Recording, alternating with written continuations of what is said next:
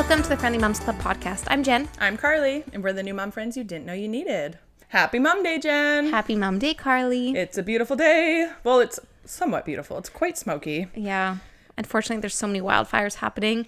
Not really close to us, but close enough that it's concerning. Yeah, quite close, like hours away. Yeah, but it's not like we're not in evacuation zones or anything like that. No, but it's hitting close to home. Yeah. We're very worried about our fellow BC interior folks. I mean, there's more fires happening too up north, like in northern Canada too, and okay. they're getting really bad, and people have been evacuated, and they're also losing homes. So it's not just Kelowna. No, and Maui. The interior fires. Maui has there's so many things happening It's right now around the world that it's very sad. So, yeah, very sad. Climate control. Yeah, that issu's real. But you said you had something you wanted to talk about this morning. I do. So I was listening to a podcast this morning. It was actually the first time I ever listened to it. It's called Quitted by Holly Whitaker and Emily McDowell, you said? Yeah. So they were talking about underpanties. And one of the girls... Underpanties? I don't think I've ever heard anyone say underpanties. Well, there's panties and underwear, undies. I'm usually an undie gal. That's what I call it. Yeah, I call them undies too. Yeah. I've just never heard of underpanties. Well, I think that's new. I think you made that up. Okay. Okay, I'm pretty original. Yeah. So one of the gals was saying she wore the same clothes as the day before, but changed her underwear. And then the other girl was saying, well, I don't wear underwear. So, and then it got me thinking, like, if you're not an underwear person and then you get pregnant, do you change that? Because pregnancy is swampy. It's, No, like, so are you an underwear gal? No. Oh. No, and I'm still not an underwear person, but I do agree. You're not wearing underwear right now? No. But I do agree that in pregnancy and at a certain point in pregnancy and a certain point postpartum, you have to wear underwear. Yeah, I think it's because it is logistics. But at this point, it's not that swampy. So, I mean, all's good. But, like, I agree that, yes. So at one point, you do need to just wear underwear, and I just have to deal with it. I don't like washing pants, and I will wear them endlessly until there's like visible stains that I can't get out with a baby wipe.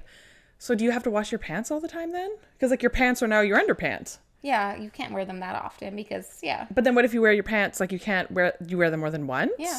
I guess it's not like in there the way that underwear is. Underwear is up there. Yeah. Well, I mean, okay, depending on the type of underwear you wear. All underwear is up there for me. Okay, so like... It's not just a personal preference. It's also health reasons. Yeah, for you. Like, there's a little bit more to why I don't wear You need underwear, the airflow. and I need a lot of airflow, and I need to wear not tight-fitting pants. You could wear crotchless panties. I mean, what would be the point? Really, honestly, it would just piss me off. Like, feeling things on my around my hips. I would not enjoy that. And so, I have to wear, like, loose pants, and not wearing underwear is beneficial for health reasons. Yeah. So... I mean, a little bit of personal preference and a little bit of it's not a comfort thing. But some people don't wear them because they just don't like them. And I don't know. I'm an underwear gal. I don't know if I've ever gone, what's it called? Not commando. There's a funny name for it.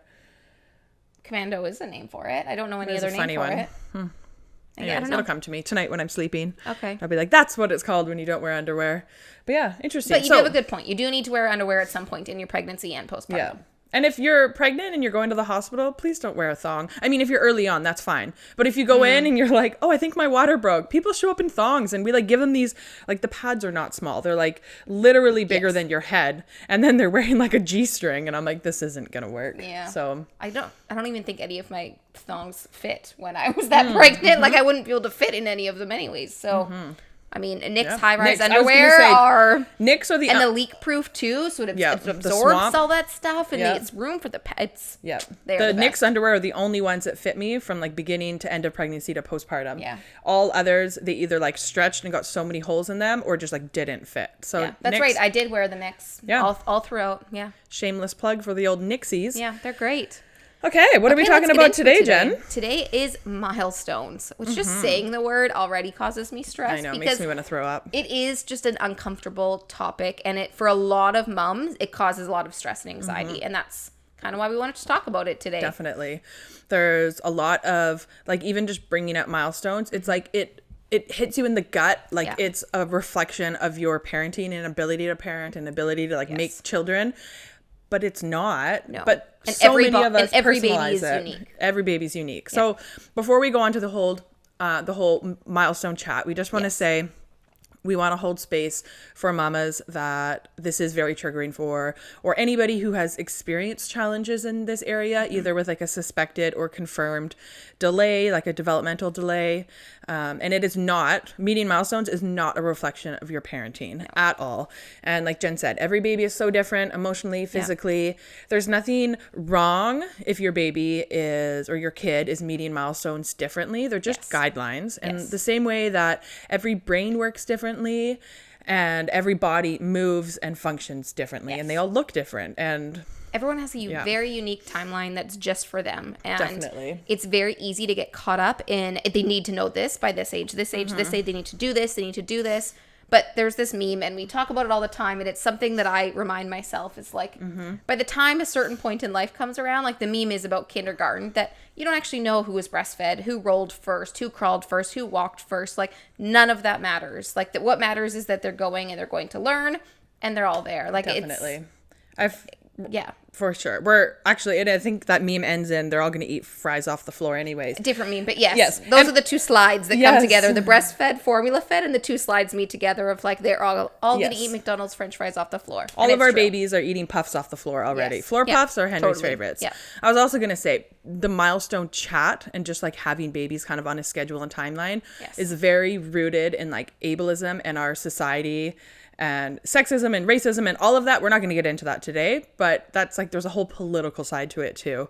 Stressing about them can be so scary and isolating and just so stressful for those moms and dads and parents that it can rob you of your joy in parenthood. Totally. And sometimes you won't even want to leave the house. Like, you're not going to go out with your mom friends anymore because if all they're doing is talking about like, oh, he rolled over today. Oh, she rolled over this time. She rolled over then. And you're like, well, crap, like my baby hasn't rolled over. And then you start feeling embarrassed or shamed, or like you're not doing good enough as a mom because they're not meeting this threshold or this, milestone. And then you stop going to these events because you don't want to hear those conversations, which I don't blame you for. But then that also doesn't help your stress and anxiety if you stop going and spending time with these people and isolating yourself. It's just this terrible cycle, right? When you start to feel these thoughts and you start avoiding other people and avoiding other moms of other babies, and you just kind of avoid the topic, that's also not healthy either. So for sure. And you can do that with so many things, with sleep, with feeding, with all of it. We don't want you to isolate yourself.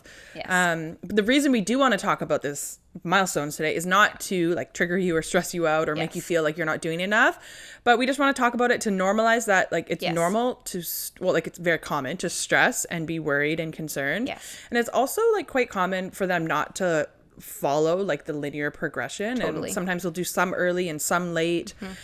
We have a mom friend whose baby started sleeping through the night at 8 weeks, but then didn't get a tooth until like 10 months. And like neither of those are a reflection on her as a mom or him as a baby, but it was just, that's just great him. That he slept early and then he just didn't get a tooth till later. And like, whereas Jordan got her first tooth like before 5 months old. So and then she didn't sleep through the night until recently. So, I mean, every baby is so different, but they're all growing and they're happy and healthy, and that's what matters. So, we're going to actually go through in some of our friend group. We reached out and we wanted to just see what are the actual months. Like, can you remember and write down the months for these specific milestones? And what we saw was that there's a huge range. It's normally months of a range that any baby reached a milestone.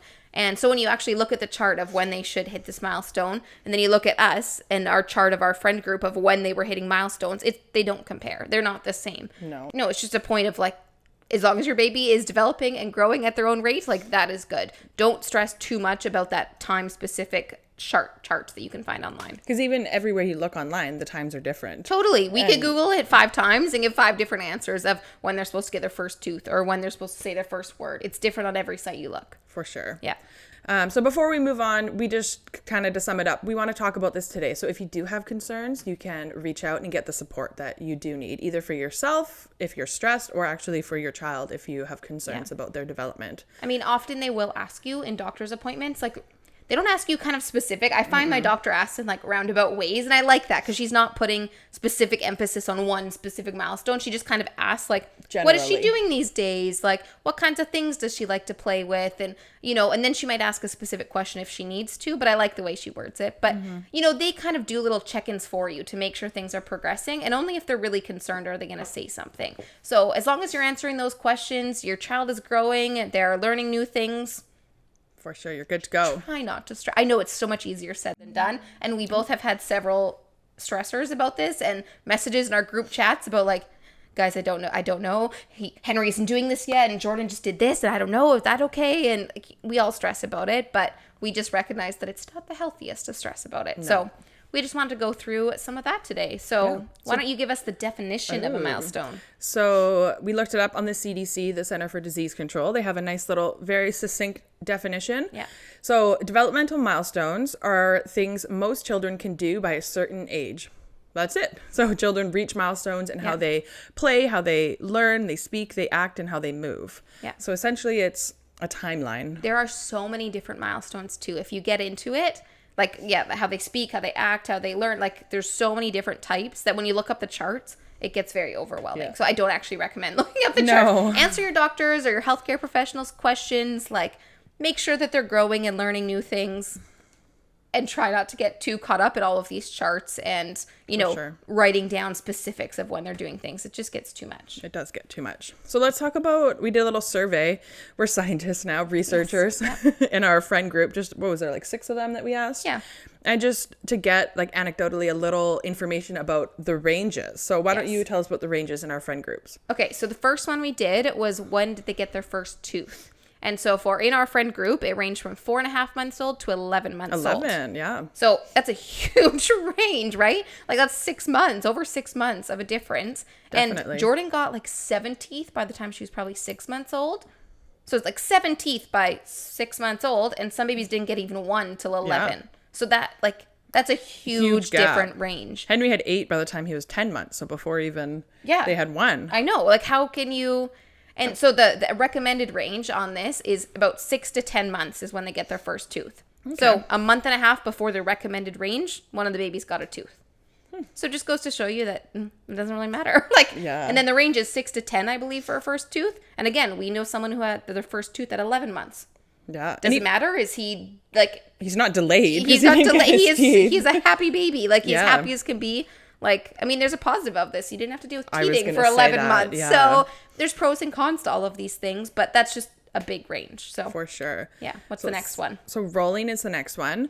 The internet's kind of vague on this one. It just kind of says they can roll both directions around by 6 months. Yes. And our range was huge. It was 3.5 to 7 months. So Henry started rolling one way around like 4 months, but then he didn't roll back to front until he was 7 months old, to the point that like I was actually getting concerned. I was like, he's never going to roll. He's never going to do it. He was such a potato. And then one day he started and now I can't stop him. Yeah, I know.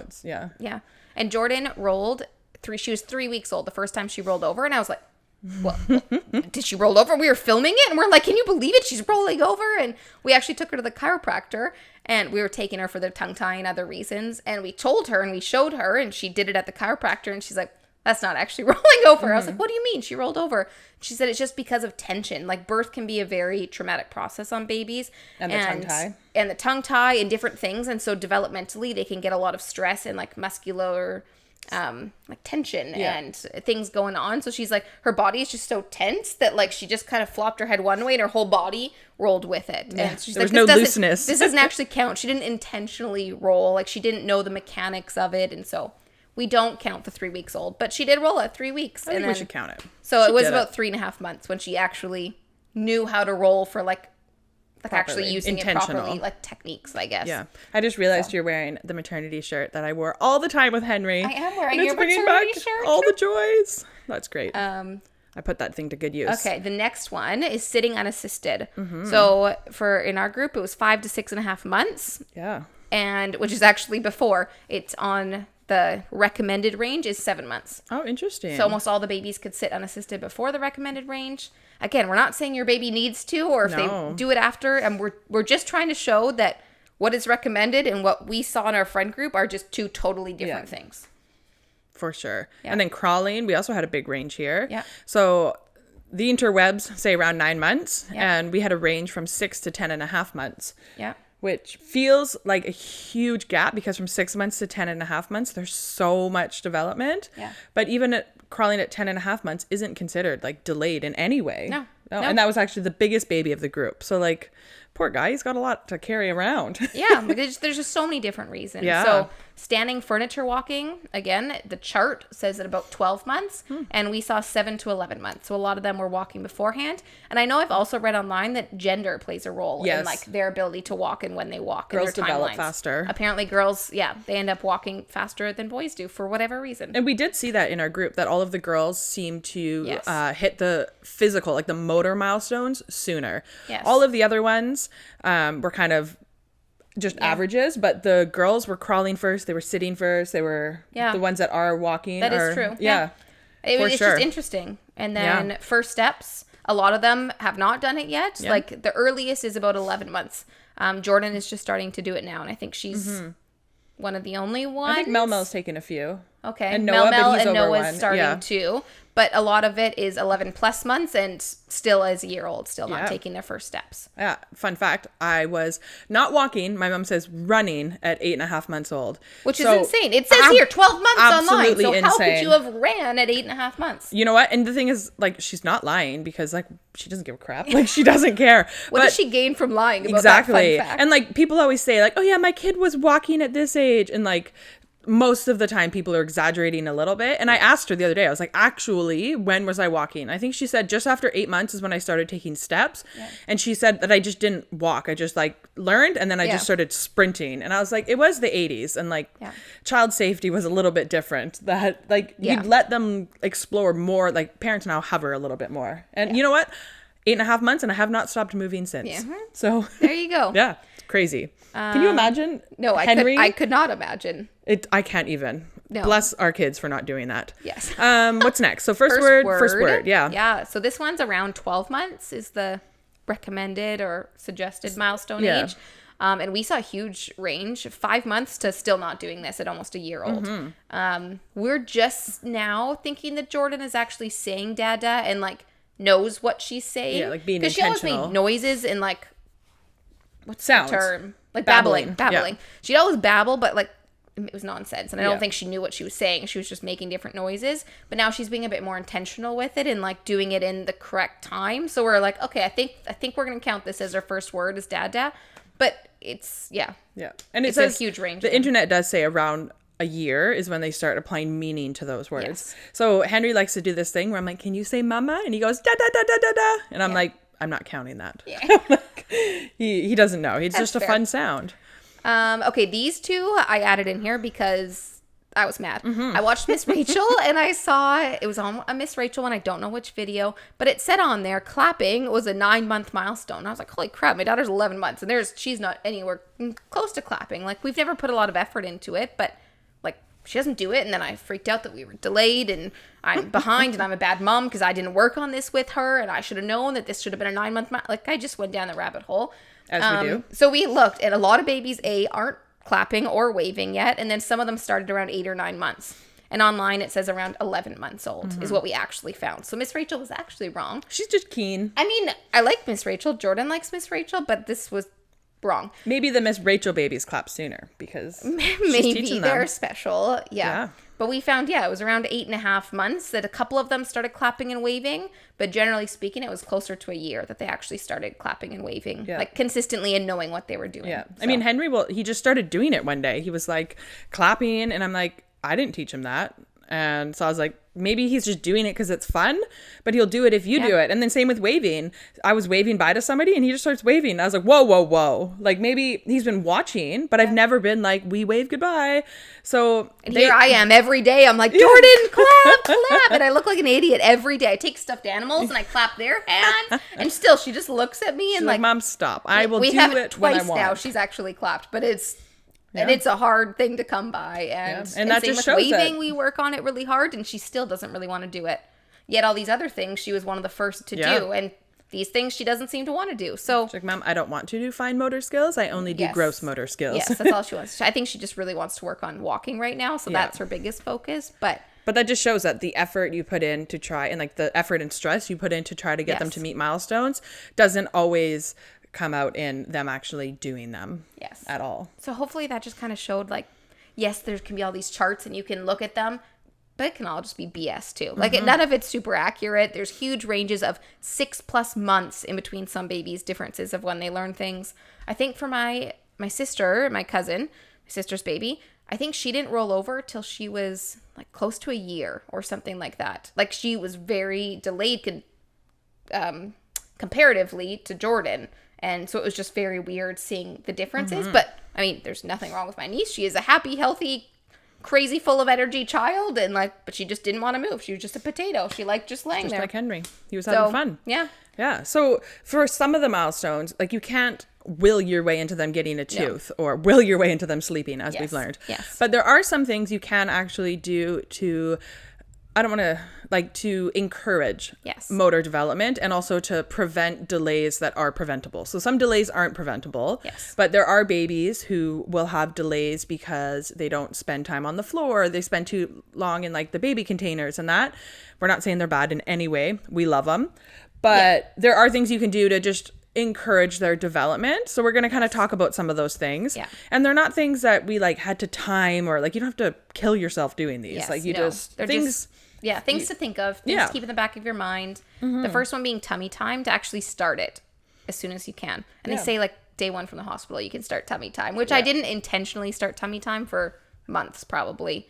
Like she was on me and like would lay on my stomach, which would kind of count as tummy time. It does, like, because in the first month, or until they can lift their head on their own, I've heard you don't want to put baby on a mat. You never want to leave them unsupervised, but you don't want them down on the floor until they can lift their head on their own. So for the first, I don't know, when they lift their head, like a month-ish, you just do it on your chest and you lay back. And so you were doing it right. You just, It just, when you look online, you're like, I need to do tummy time, and it gets really stressful. But just allowing time for them to actually be on the ground and learn how their neck moves and like learning where their arms placements are and their legs. And for sure. So tummy time, just starting it as soon as you can is an important one. And then another one as they get older is like just unrestricted floor time. So just having them on the floor, either on their tummy or even just on their back. You can put them under one of those little like the play mats. I don't know what the real name is. Yeah, play mat with like little gyms with the little things. At the beginning, they'll just kind of like look at them, and then eventually they'll start kind of reaching, and they just like lay there for the first bit.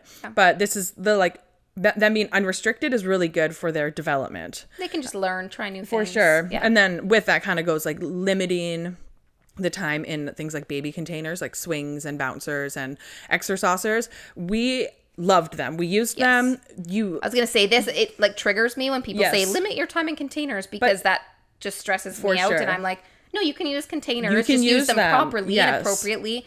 There's time restrictions. Like the Jolly Jumper has a time restriction of 15 minutes. Listen to that. Like there's a reason there's a time restriction. Make sure their head and neck is aligned properly. Like don't just let them lay there with kinked necks in their containers. Like as long as you're using it properly and you're giving them unrestricted floor time, that's what matters. The combo of the two is key, because you need, like, we loved the baby bouncer in the kitchen for the first like couple of months, because otherwise I couldn't do anything. And he loved it too, because he's learning, he's looking around, he's watching things. They could still reach. Like mine had a little like arm with dangly things, so she was still looking and playing, and she'd hit it, so like she's still developing for sure. And so containers aren't this terrible thing that people make them out to be. Just you do want to give them unrestricted like time that they have access to all of their limbs and can move as they want on the floor. Do a little bit of A, a little bit of B. You need the combo. Another thing we did a lot was watching or following on Instagram professionals in this area. So pediatric OTs, like occupational therapists, and PTs, physios, following those accounts for ideas. Some of them are very like judgy Judy, and those ones unfollow. But some of them are so helpful. They're like, these are things you can do that are also playtime, but good for their development. So like I learned how to get them to encourage sitting. So like you put their legs wide, like make a wide base, put a toy in front of them, and they like it because they like learning new skills. But they're not like, you must do this for 20 minutes a day.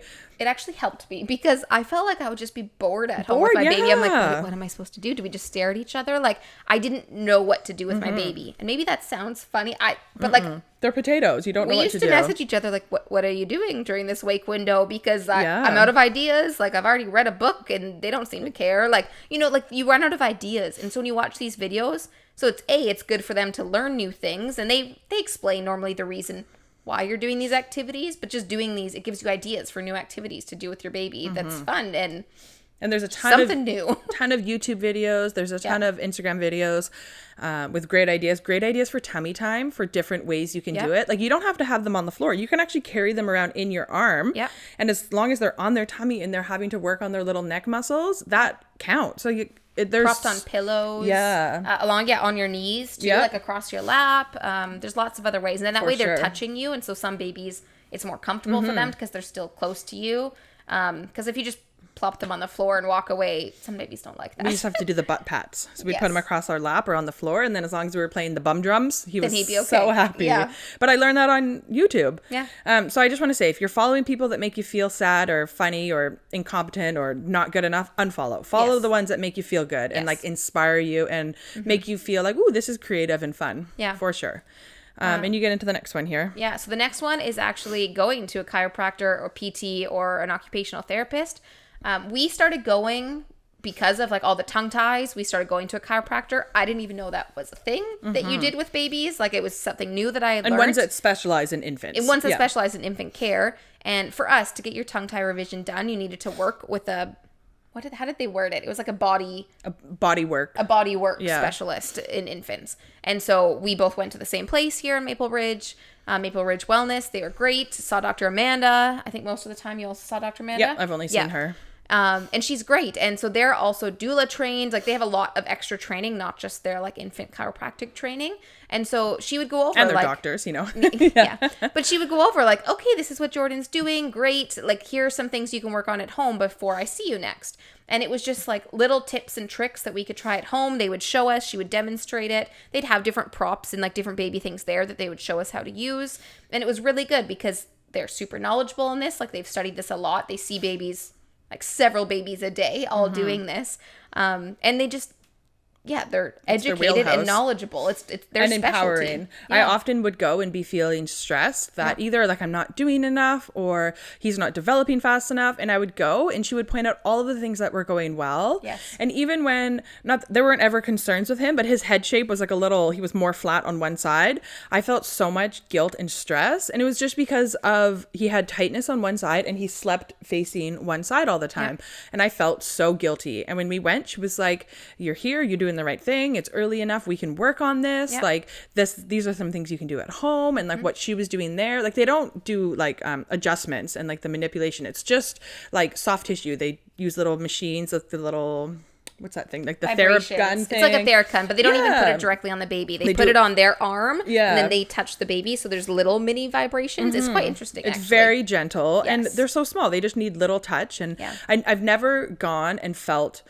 like worse about myself when I left. Yes. And sometimes I would go and be like, I'm not gonna lie, I haven't done any of the activities that you suggested. And she's like, that's fine. And I always just felt really empowered. And also that like I'm doing something to help facilitate development and also just make sure, like having somebody monitor him, making sure that we're not missing anything, because family doctors are great, but they're also not specialists in infant like motor development. Yes. And then also if something did come up, we already had that relationship with a healthcare professional that would either be able to refer us or help us. So if it is accessible, because it is expensive. Yes. If you have coverage, like we've had all of ours 100% coverage because Henry is on both of our extended benefits plans. So if you have coverage, actually look into it because you'll be surprised how much coverage you can have. Totally. And then it's like, it's not free because somebody's paying for it, but it doesn't cost you anything. And it's really good. Like as just a general rule, a general thought here is that when you have a baby to look at your actual dependent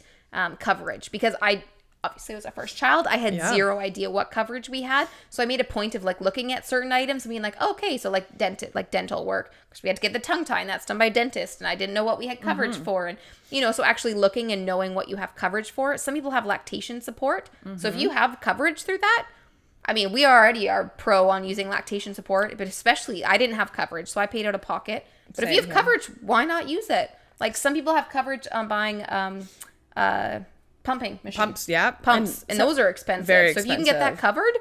Like, some people even have coverage to hire sleep trainers if they have a credential. So sometimes they're occupational therapists or social workers or nurses. And if you have coverage for any of that, you can actually get coverage for a sleep trainer if that's something you're into. Naturopaths can do a lot of work with infant care, especially allergies. And it's like we had coverage for naturopaths. So now we can go see her for this. And so it's just really good to know what coverage you actually have and if any of these kind of extras are covered, because we have found them beneficial. Definitely. And Dr. Amanda and Dr. Zara are the ones at Maple Ridge Wellness, but we've either had friends who've gone to other practitioners, not for chiro, but for things like naturopathic medicine, physio, massage. So if you're local and you want some recommendations, send us a DM and we'll help you out. We know lots of people. We know the people. In the lower mainland, I guess, in general. We know lots of really good places that you can go get good infant support. Yeah. And then maybe we'll get some of these people on the pod. Yeah. We have some in the works, so it's very exciting. So yeah, those are just a couple of the things that we kind of we're doing to try to help our babies as much as we can. But at the end of the day, they're all going to do it at their own pace, and you can't force them into doing anything. Like, you can practice all you want and they might not want to do it. Like, Henry just loved laying there. Like, he would just sit and watch all the other babies like move it around, and he just loved it. He would just watch, and he was so happy. He was totally content. Like, he wasn't fussing, and he didn't need to be like he just wanted to watch. And he spent so much time on his play mat that then I started feeling stressed that I was letting him like play independently for too long. And I was like, I'm not stimulating him enough. And and you know what? He was just a happy little boy. There's so much stress in motherhood already. Like, when you much guilt. When you put so much stress into this too, it's not fun anymore. And it's so much fun to watch them learn new things. Jordan's just now figuring out like different shapes. She's really into circular shapes now and putting circles in circles. I'm not really sure why. And textures is another thing. She's really into, so she goes around everywhere and like pets different things. That's now. so fun. Does she like the little touch and feel books? Yeah, so she loves the touch and feel books. We have some cards from Love Everly, and she also just like will go and just like touch different fabrics and it's just so cool watching. I mean, we did zero things to work on this. She just something she likes. She just found out, and now she's really interested, and it's just that's so fun. It's fun to watch it. So when you try to like take a step back and just watch and love and appreciate your baby, it makes it a bit more enjoyable. Definitely way more fun. So with that, let's talk about our experiences. So Jen, tell us about your experience with Milestones and what you felt and how. Yeah, I mean, I stressed about it because I stress about a lot of things. Why not? But it helped. Like, we had a good mom group, and that I never felt judged for anything. I never felt like we were playing the comparison game. Like, we would genuinely ask out of curiosity and just interest, like, how's Henry doing? Has he moved yet? Like, have we seen any movement? He's still loving it? Great. Like, as long as he's happy, as long as they're growing, like, those are the important things. And so we had a lot of support, which was good. But Jordan was kind of on the early side for a lot of the like gross motor development. So I didn't have to like, I never had too much like waiting time where I was like, oh, she's supposed to be doing this and she's not, because she did all these things fairly early. She got her teeth really early. Like, you know, she was on the earlier side. I mean, there's pros and cons to that. We teethed very early and it was terrible. Like, I don't know. I don't know when a good time is for them to teeth. But never. It is awful. Like, why can't they just get dentures? It is just awful. Anyway, so that was, I didn't have, like, I can't really say that I stressed too much about it because it just was happening. I think you still found things to stress about. I mean, I did, because I'm finding a lot more now that I'm stressing about. I'm like, okay, she's doing the big things, but like the waving and clapping, I'm like, oh, she just doesn't want to do it. Like, I've worked on it every day for a long time. My husband's been working on it for weeks now, clapping, and she's like, Mom, buzz off. I'll clap when she I watches want to clap. us. She loves it when I do it with the stuffed animals, but like, she's done it twice where she's brought her hands together, and I'm just trying to like let go of my worry and be like, she's going to do it at her own time. Like, who cares if she doesn't like clapping yet? I've met other kids who are over a year old that they don't clap either. Like, for sure. They're just going to develop it at their own time. So I'm kind of stressing more now than I used to do at the beginning. But again, I think just having an important aspect is having a supportive, understanding group of friends that even if your baby is last to do something, there's no judgment, no shame. You're still comfortable hanging out with them. Like, it was just one of those things that got me through all of these milestone things. And it also never ends. There's milestones forever for your children. Literally forever. It never ends. So you may as well find a good group of friends now, because they can help you, support you, and stop you when you're freaking out. Like, we have to do a lot of that too in our group, that we're like, okay, there's no need to worry. Like, you can bring it up to your doctor if you have concerns, but we don't think, X, Y, and Z that's fine. Your baby's happy. They're gaining weight. They are hitting milestones. Like, I think you're okay. And we have had to remind each other that a lot of times. Sure. So I do find it stressful, but I just found a lot of support in our friendship group, and that was good. Definitely. good gals we got. Yeah. So for me, I was going to say Henry hit some of his milestones kind of on the earlier side, like teething. Yeah. He also, like, he did get them pretty early. I think he was around 5-ish months when he got his first few teeth. And then all of a sudden he just had like 1,700 teeth come in at once. Because why not? It's fun.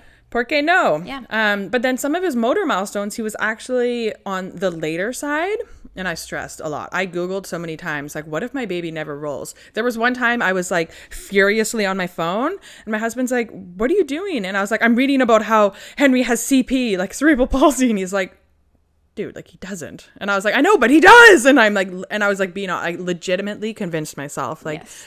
He's almost 7 months old. He's not rolling. There's something, like, I'm using air quotes, wrong. And I mean, if he did, we'd love him the same no matter what. Totally. And then he started rolling and at 7 months, which actually is like later. And then he started crawling at 8 months, and he has not stopped moving since. He is a lunatic now. So it just shows that, like, I didn't need to stress about it, but I did. I felt like I was doing something wrong. Like, I let him have too much like floor time without like me trying to get him to roll. Mm-hmm. It was all too much. Funny enough, I went to go see Dr. Amanda, and I was like, he's still not rolling. And she gave me a few things that I could do to work on it with him. And within like a day, he was rolling all the time. Yeah. So the support there definitely helped. Yeah. And then like we talked about how he was a potato. At first it was like cute and funny, and then all of a sudden I started stressing like, oh my God, he's going to be a late bloomer, especially since I was very early on the motor development as a baby. Mm-hmm. I was running at 8.5 months, and he's not even like, I let myself feel like shame and feeling judged and like stressed about it when like there was no reason to. Yeah. And nobody made me feel that way. It was all just myself. I just stressed a lot that something was wrong, and like nothing is wrong. Yeah. So we've been there. We find things to stress about for no reason. Yeah. Even if your baby's early, you find things to stress about. Even if your baby's late, like it's definitely, you're gonna stress no matter what. For sure. So try to get yourself a good support group. That I think that's one of the keys. Like good support persons and your friends, and like in chiropractic care, your family doctor, a naturopath, an OT, like someone that's in your corner that can help you and talk you through some of these things, some of your fears and worries. It really does make a difference. And somebody to tell you like, chill. Yeah. They're fine. Chill the F out. Just, I think like, that's take a step back. And that was Jeff's response when I was like, I'm in the hole Googling. He's like, dude, chill. Like actually chill. Like and I was like, okay, you're right. Yes. We're fine. So in conclusion, milestones, are they really important? I mean, to a very small degree, I think they are, because you just want them to be growing. Like as long as they are growing and developing, that's what's important.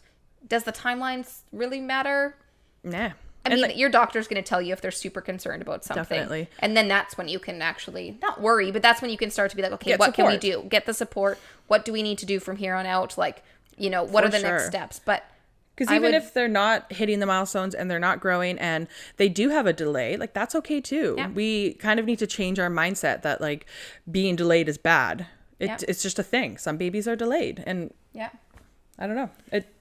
Like I said, it's all rooted in ableism. And it is getting better. And we have this conversation for other topics and other things. And we don't want to get into it. The world our babies that are going to grow up in is going to be very different than the world that we all grew up in. And it is much more understanding. I love that. It is much more okay to be unique and to be yourself and to be different. And that is freaking awesome. Like that is so great. That. You can actually be yourself with all your quirks and weird things and like, and be it and own it, and people will love you for that. And that is pretty awesome that our kids get to grow up with that. Definitely. So, we're happy about that. Yeah. So obsessing, tracking, being obsessed and hyper focusing on the milestones, it's not helpful. Yeah. And in the end, it's actually quite uncommon for babies to have true developmental delays. So the amount of time that we both stressed about things, it's just looking back, I'm like, oh man, I could have used that time. There was all these other stresses in my life. Why did I stress about that? I could have spent that time eating cookies. Oh, yeah. And like Jen said earlier, the comparison game with milestones, like it doesn't end. So it will never end. There's so many in the first year because they like have such like a quick developmental year. But then there's things like potty training. And then when they get older and they're in sports and activities and theater and dance and then grades and then getting into college and like when are your babies having babies? And it's honestly, it never ends. And I just hope what ends is like the need in our society to compare and like be better, air quotes, than other people. And like we said, the world's changing. It is getting better, I think. Slowly it's getting there. So definitely. So I think that brings us to our Mom Day mantra. I want you to say it today. Okay. So today's Mom Day mantra is, you can't stress your baby into meeting milestones, but you can stress away the joy of motherhood. So really, you can't stress and just make your baby and force them to do something. Mm-mm. And all you're going to do with that stress is take away all the fun parts of motherhood and joy and that just like overall just good feelings about when they can learn certain things. And when you're stressing about it so much, it's not fun anymore. It's not fun anymore. And you might even miss things because of that. Yeah, totally. Yeah. Jeff and I actually missed Henry's first bite of food because we were arguing about whether we should put the food on the table or hold it or put it in a bowl or a plate. And then all of a sudden we look and he's just eating. And we're like, cool, we didn't watch that. Yeah. Yeah. Wonderful times. So don't enjoy. This literally goes for anything. It goes for feeding. It goes for sleeping. Yes. And man, I wish there was like a button, like an easy button to just like take away stress. I know. Yeah, no, there isn't one. And I think, and everyone says, like my mom says, like, stress never goes away. You're always going to stress about your kids. Yes. Like it never actually gets easier, but I hope that you can find some tips and tricks and like things to make it a bit easier. And to manage that stress and feel it less heartburn. Yes. Yeah. More belly laughs. That's the goal. Definitely. Yeah. All right. So that's it for today. Thanks Milestones. for joining us. Yeah. Yeah. Join us on Instagram. We are posting lots of good reels, and leave us a review. Honestly, we say this every week, but it really helps us. If you either leave a review, you can just hit the stars. Give us 5. Well, give us whatever you think we deserve. Yeah. But hit the stars, whatever. Subscribe to our channel. It all really, really helps. We want to meet more mamas and parents out there. So let's do it. And we'll see you next week. All right. Happy Mom Day. Bye.